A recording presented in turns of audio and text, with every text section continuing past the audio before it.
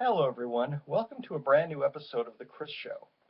Today's show promises to be my most controversial and challenging to date.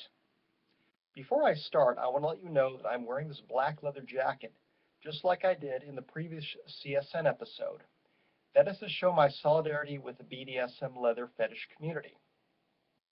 I've been a practitioner of the lifestyle for several years. I've chosen to wear this jacket in all of my shows now. Now here's the episode of today's show. It tells about why I support Penelope Cruz and her husband Javier Bardem in their decision to sympathize with the Palestinians against the Israeli onslaught in Gaza. To start with, Jon Voight condemned them, called them ignorant when he had no reason to do that. Jon Voight obviously supports Israel like most of Hollywood does, and it's obvious because Hollywood was created and is still very much controlled by the Jews. I'm not anti-Semitic. I want to make that clear right away. But the reason I support Penelope and Javier is that if you see it from their perspective, they're Spaniards. Spain at one time had a very large Jewish community. It was a Sephardic community which lived there until the late 15th century when the Catholics drove them out.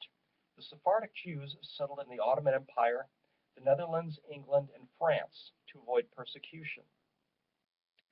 Spain obviously also has a very long Islamic history. At the same time, the Moors conquered Spain more than 1,000 years ago and stayed there until 1492 when Queen Isabella drove them out, the same year that Columbus landed in the New World. And for geographic and historical reasons, Spain has special ties with the Arab and Islamic world, and they seek to have special ties and peace and trade with that part of the world as well. I'm going to point something out as well. I am what you call a baby boomer. I was born in 1960. Spaniards of my generation, for them, fascism is a living memory. Penelope and her husband Bardem are part of the Generation X crowd, so for them, it's no living memory. It's for the history books for the most part.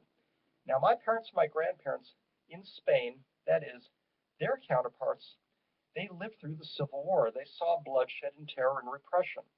So obviously, Penelope and Javier, they have reason to stop the bloodshed, or I should say, to be against the suffering that goes on in Gaza right now, and who can blame them? So I sympathize with them. A point I want to make here is that people in the United States, especially in the entertainment community, they should see the news from a whole different perspective by watching foreign news broadcasts in the English language. There are those that come from Germany, France, Israel, ironically enough, India, China, South Korea, and Japan. They can get a whole different perspective on the news and even see news stories you won't see in our mainstream media. As for me, I do recognize Israel's right to exist, but I also want to see the two-state solution. I want to see a Palestinian sovereign land in the current West Bank area, with Ramallah as the capital. Tel Aviv would be the capital of Israel, and Jerusalem would be under the auspices of the United Nations. Yes, I do support the UN for all you New World and Tea Party people. Oh well.